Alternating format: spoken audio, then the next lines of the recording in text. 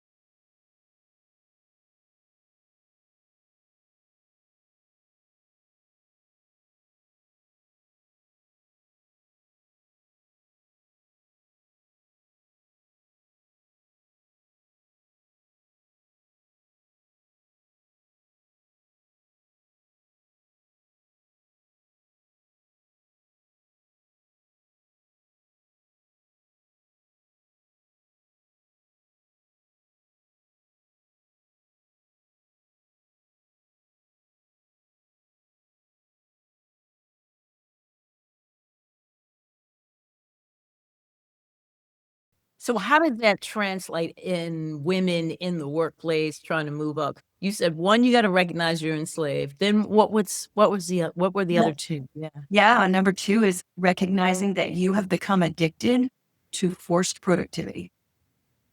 Let that sit for a sec, because here's the deal. We have become human doings. We are not human beings anymore. And my whole work is about helping people become human beings again. Because when you're a human doing, what it means is even when you have a moment of rest, you don't feel like you're being productive. So you don't even call it rest. You like sitting with your kids as they're doing homework on your computer or your phone, getting all your stuff done, because we don't feel valuable unless we're doing. And it's an addiction, because if I say to a lot of my clients today, I want you to just rest on Sunday. I want you to do anything. They don't know what to do without a plan. I have a woman who is very high up at one of the investment banking firms, and she used to send her alarm so that 8 a.m. every Sunday morning she played chess with herself online. She Yikes. not rest. Didn't know what it meant.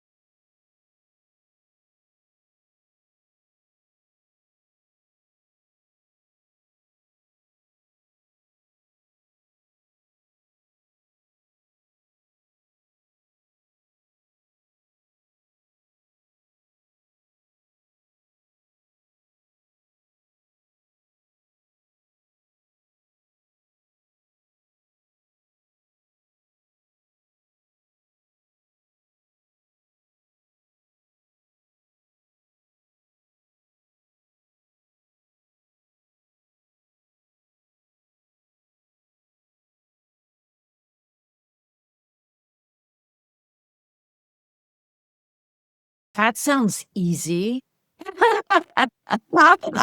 Yeah, You know, tell us how that happened. yeah. Well, once you understand you're enslaved. And you're like, oh, I'm not going to do that anymore. I'm not going to play by those rules and games anymore. And I can tell you in this conversation or a different one how we get there. What happened to us? What is the history of this, what I call masculine energy hustle culture?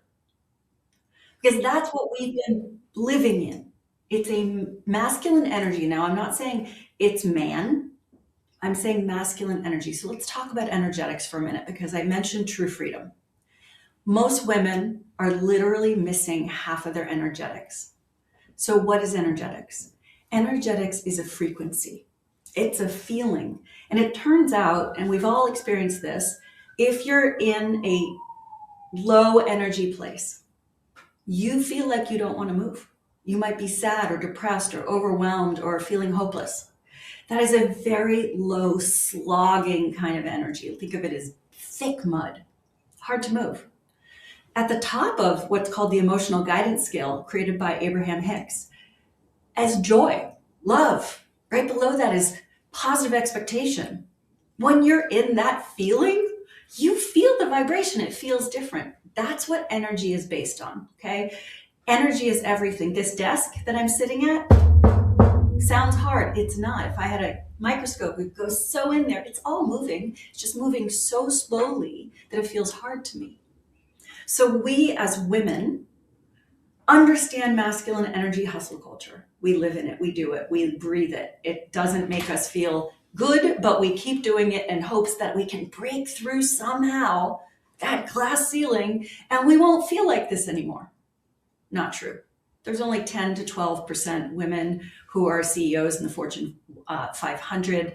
And most, well, not most, a large percent of women who get far enough up in the ladder decide to leave, go be consultants, coaches, have portfolio careers. They're just done because they're starting to wake up and we're seeing it everywhere.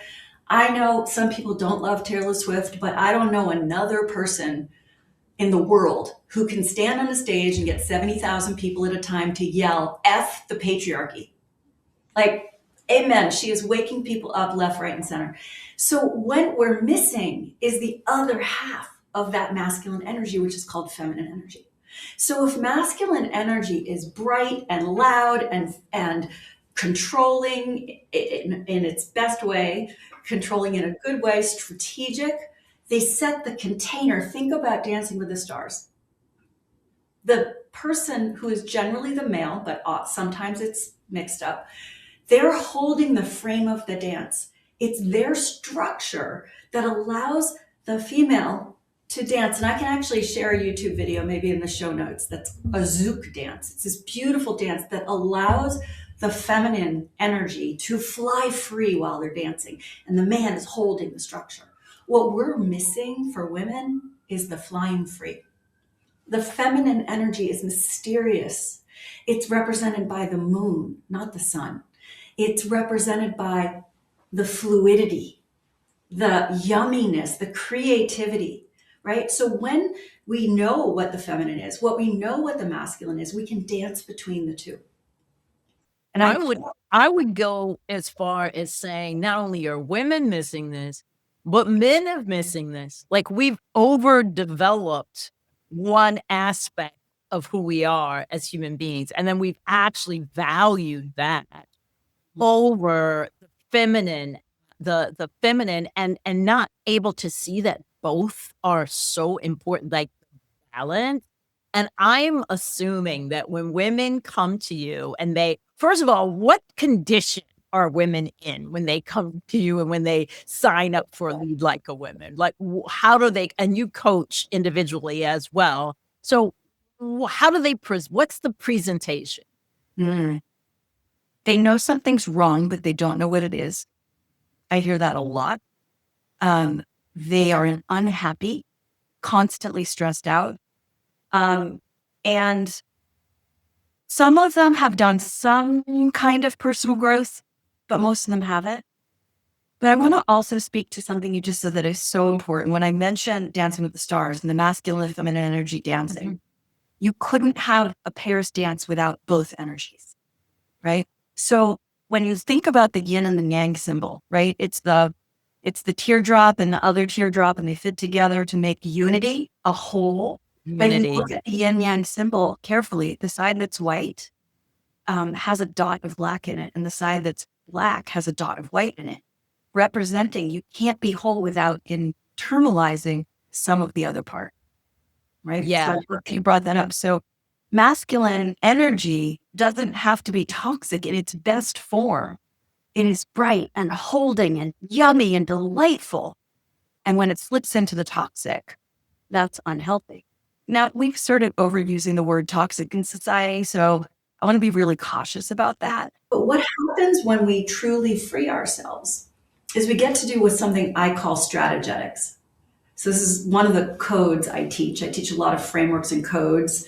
And strategetics means the strategy of your energy and the energetics of your strategy. So what that means, thank you, when you're working in the strategy of your energy, you're deciding, where do I want to place my 100 units of energy that I have every day? I'm not just wasting them on the first thing I did that day. And I'm not driving all 100 units to be used by 11:30 in the morning. I need to save some for helping the kids with homework or making dinner, but we don't. By noon, we're just done, except for we have another 5, 6 hours, 7 hours to go. So the strategy of your energy is super important, but the energetics of your strategy is equally important. What I mean by that is, I'm about to walk into a boardroom, and do I want to walk in tough girl, masculine energy with, when women came back into the workforce, they wore big shoulder pads. You know why? So they could take up more room at the conference table. They wore a Betty business bow. Why? Because men wore a tie and they felt like they had to do the equivalent. So I can choose to walk into my conference with my big shoulder pads and, my fancy outfit, and I can slay and give numbers and try to compete with the boys. Or I can walk in my feminine energy and I can wow them, because in general, they're not ready for it. And yet you can still be intelligent. You can still be convincing. You can still have impact, but you don't have to come in the way that men come in. So because women don't understand this, that they're coming in full masculine energy with no feminine energy, that was great for them when they were individual contributors. But as soon as they become leaders, people aren't ready to follow a woman who's leading from that energy.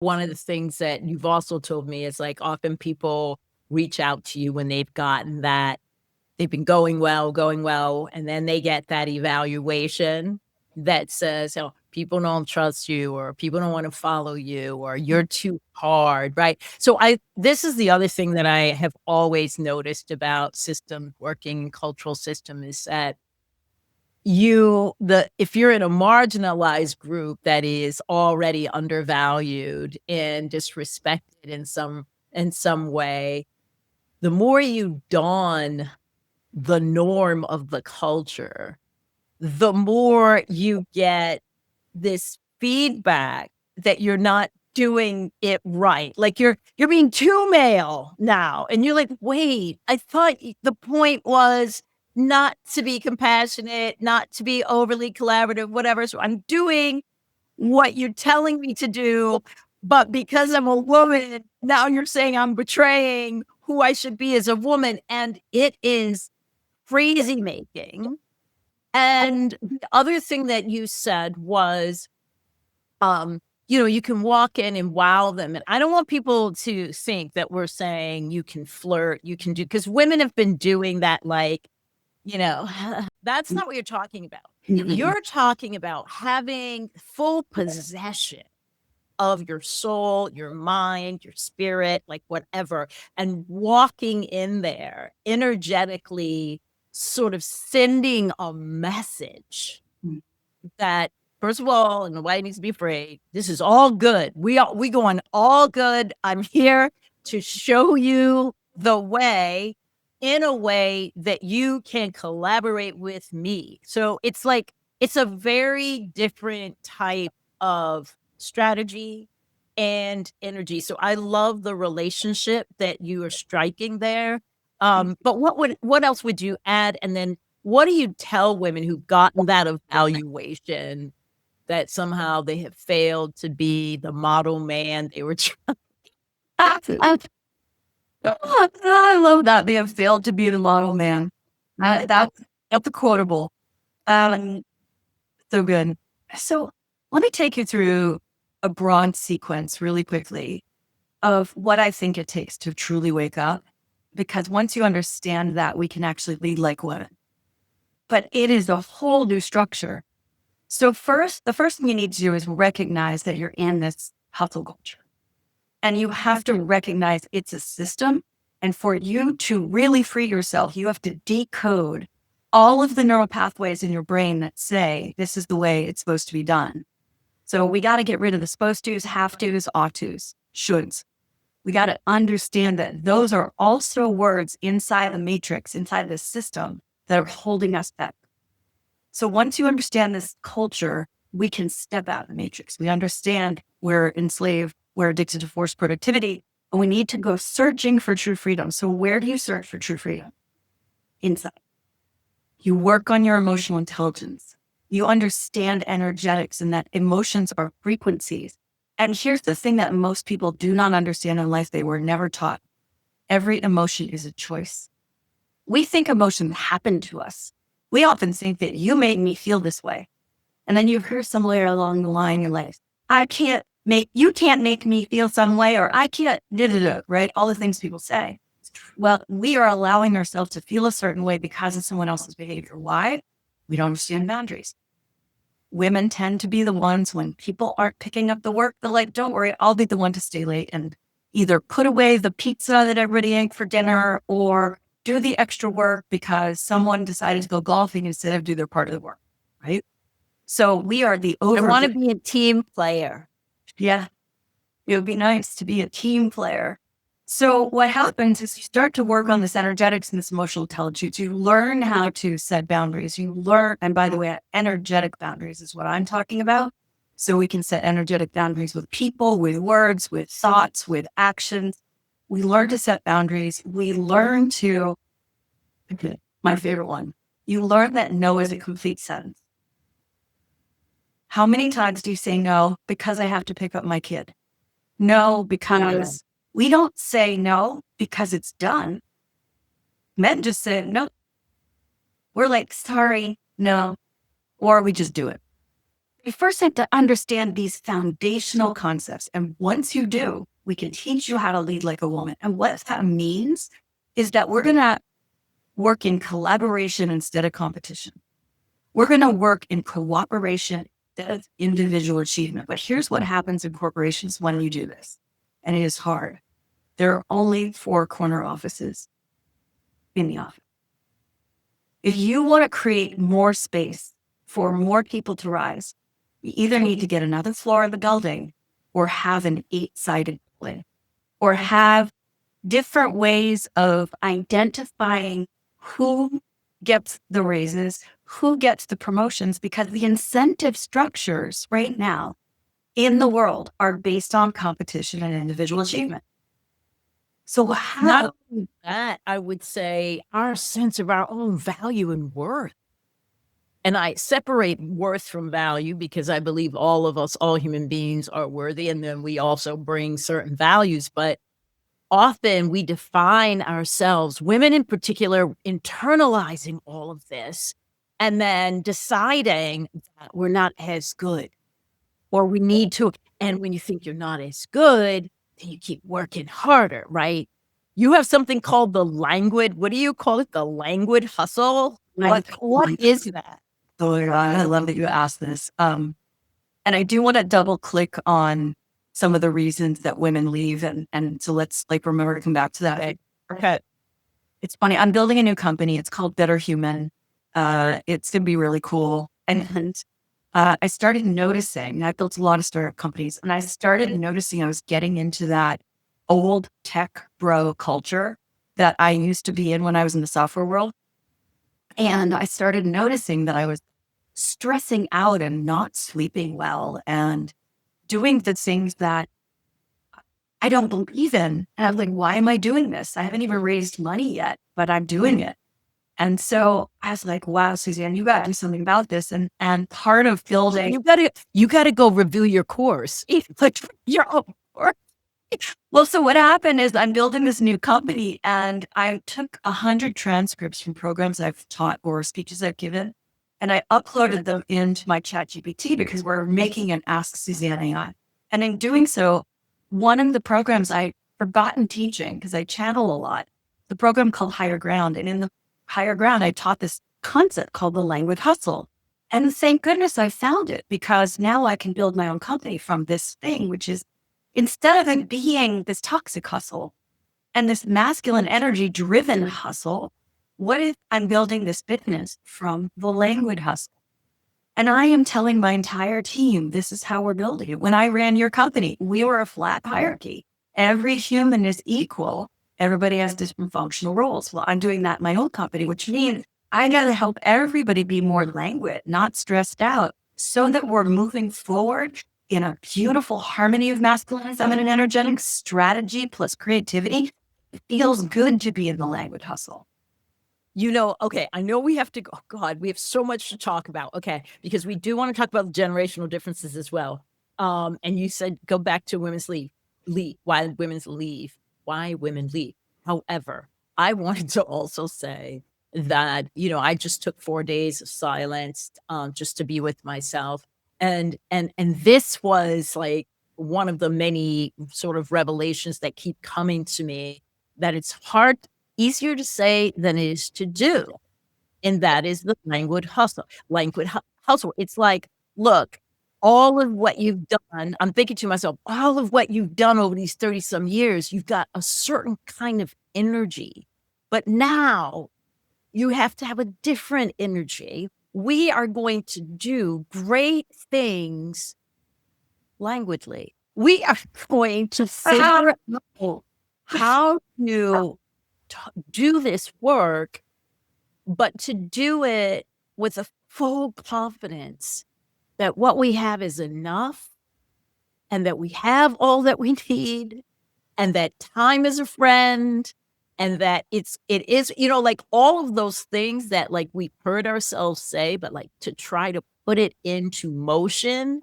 In other words, to do less motion is quite difficult.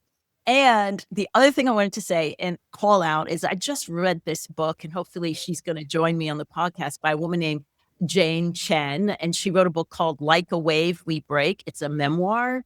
And the wildest thing that it's an incredible book. I really want to suggest everyone read it. But one of the things, she loves surfing.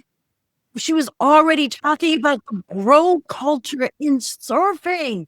Like, guys, like, trying to paddle up, take your wave, I'm like, seriously, in surfing, when you're supposed to be chilling and being one with the wave, you've got to navigate male, masculine, competition. Yeah, it's competitive to see who gets the wave. You got to paddle faster. And so you catch the wave before anybody else does, because culture in surfing is that if someone caught the wave, you all back up. That's right. Right? That's right. So this is classic, one individual gets to win. So why do women leave? This is so important.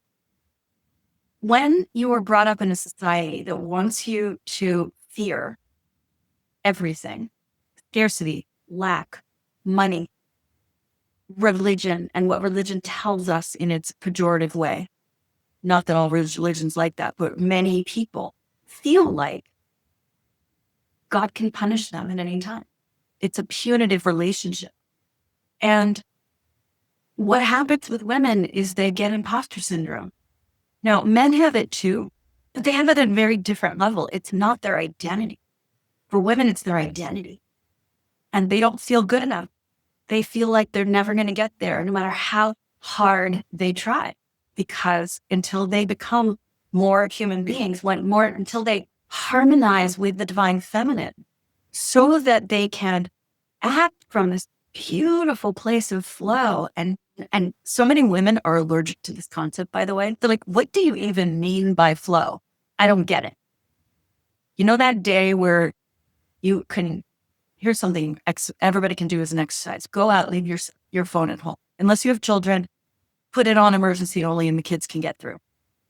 Go out for a day, drive in your car, go to wherever you feel like.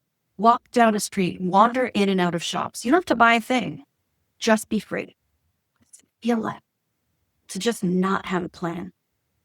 Because most women can't do that. And so if you cannot be in your own planning, if you can't be in your own righteous power and energy, true freedom comes from saying to that system, what you think about me has nothing to do with what I think about me.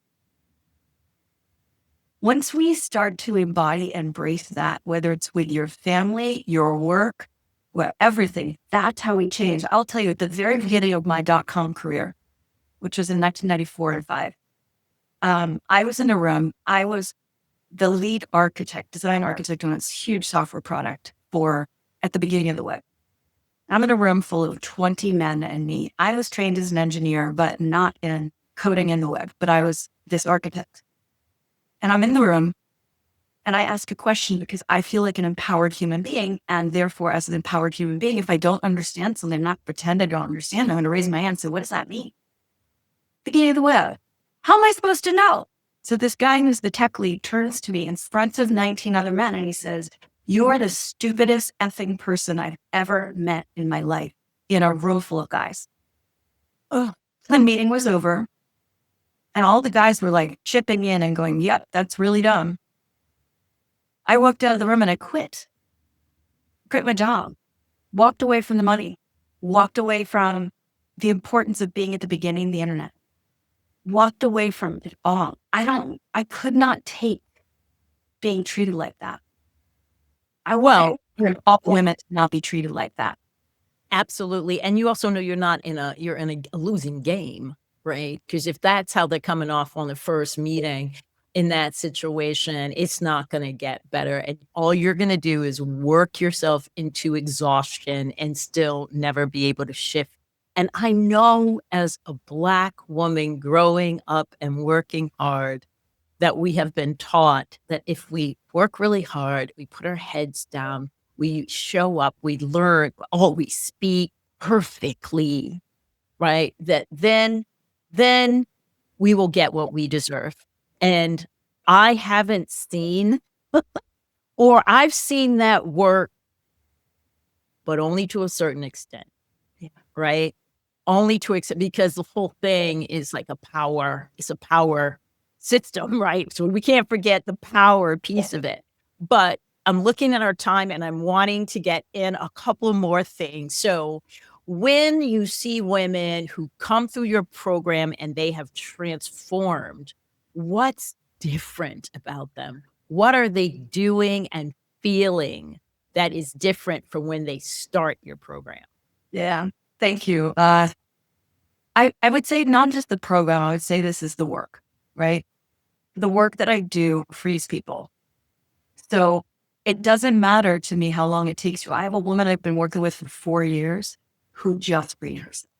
And now she is on sending me voice notes going, I'm at this event and I walked up to these people and they're interested in buying my thing. And I would never have walked up to them before, right? Because it empowers you in a way that, like I said, what you think about me has nothing to do with what I think about me. So I'm not going to walk up to you nervously anymore.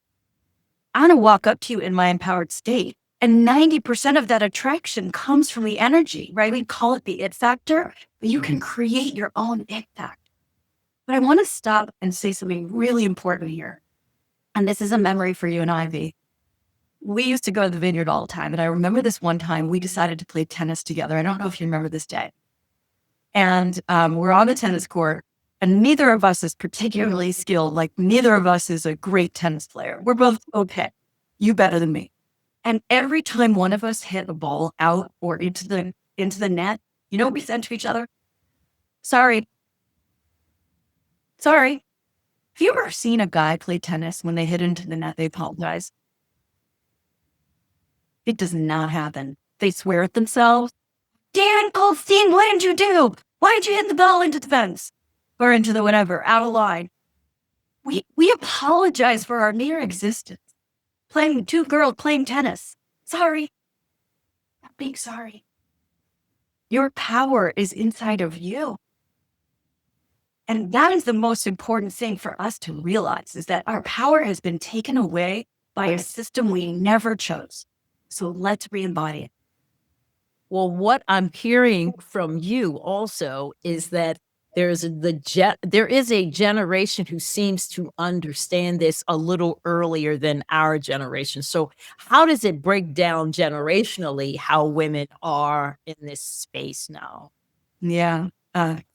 It's really like the next version of my work because what we're starting to see is that young women between 22 and 35 have very different expectations of life, of their jobs, of the people that they choose to marry or choose to partner with, and even children.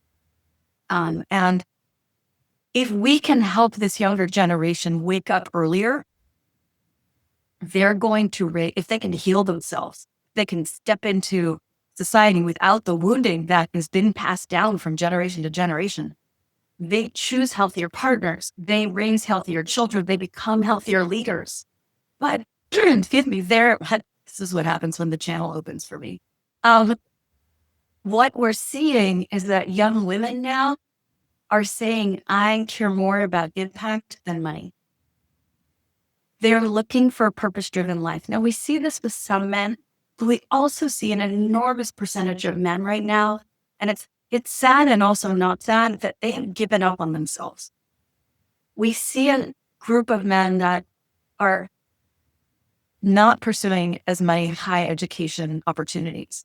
We see a lot of men who are angry about women and their own evolution.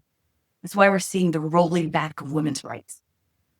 Right? If you're not following what's going on, the SAVE Act, SAVE, everybody go look up the SAVE Act. It's really important to know about right now. Voting rights are being challenged in so many ways. Opportunities at work are being challenged because women are getting all of the kind of feedback from an old system and they're walking into it in a new perspective. So we see that with young people, and then we see with their parents that the parents wish they could prepare their children in a way that would help them navigate it. Because when they've learned it when they're older, they're like, oh my God, I need my kids to know this now. But there's this huge gap between what young people are willing to hear from their parents and what parents wish they could give. And so we're working in that gap now to try to create that connection so that young people have more support as they decide to walk into the world differently. You talk about staying in versus breaking out and how that is sort of in, different generations are in different aspects of that. What do you mean by that? And, as we're closing, I want you to really share whatever advice you have for women of every age. Thank you. Big question. So breaking in versus breaking out.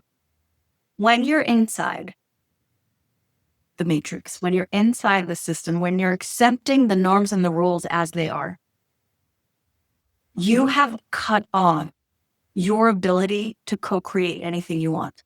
Why? Because your internal power is scary to other people. Your internal power says, I'm going to say no without making it a full, and it's just going to be a full sentence. I don't have to explain my no. I'm going to set energetic boundaries so I can protect myself. I am not going to let all of that garbage come in and hit me like it's been hitting me my whole life. I'm actually going to realize I'm in a system and I'm going to protect myself within that system.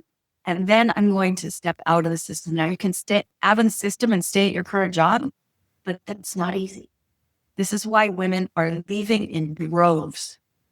I mean, it is incredible. I read this stat recently. 70% of divorces are initiated by women. Why? Because the household they've been living in has become a matrix. They do their husband's laundry. They do all the cooking, the grocery shopping. They take care of the kids. They organize the family schedule. And they're like, you know what? What about me? I'm getting it at work. I'm getting it at home. I don't want this life anymore. How did this become my life? And so many women are escaping. And when I say escaping, I mean the matrix, the system, and in many cases, corporate entities, because they don't want to be part of that anymore. So my general advice for women is this. Until you choose to really see what's happening around you, to start noticing, to becoming what I call choiceful. So I teach this concept called the millisecond technique. And the idea is this. Anytime a stimulus comes at you, you can catch it with the world's best catcher's net. And you can look at that stimulus, whether someone yelled at you, sent you an assignment, did something, cut you off in traffic. Most of us, when people cut us off in traffic, we're like, damn, you done that porn, right? We're mad.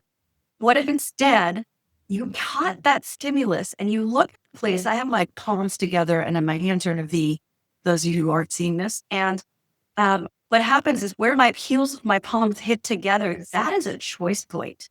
I'm catching the stimulus and I'm saying at that stimulus, I want to choose to respond instead of react.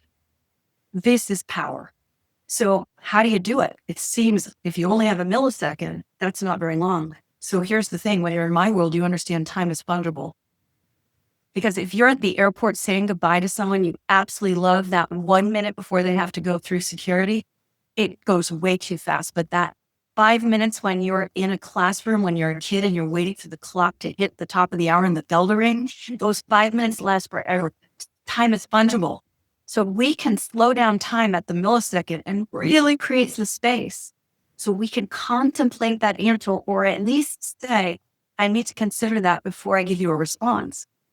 We are changing the game that we are playing. I call it volleyball with the universe. We're changing the game that we're playing by becoming choiceful about everything.